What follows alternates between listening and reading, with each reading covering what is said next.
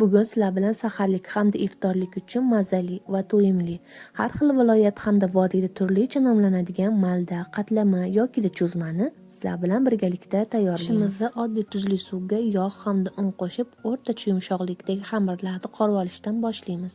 15 minut tindirib, yana qaytadan zuvala qilib olamiz va ikkiga bo'lib qo'yamiz. Sababi birinchi xamirimizni oddiy piyozni o'ziga, ikkinchisini piyoz va zelili qilib o'rash uchun. Endi ichidagi nachinkasi uchun men mol yog' va pista yog'idan foydalandim. Sizlar sariyog' ishlatsanglar ham bo'ladi. Yog'imizni qizitib, piyozlarimizni qovurib olamiz. Tuz va zira qo'shamiz.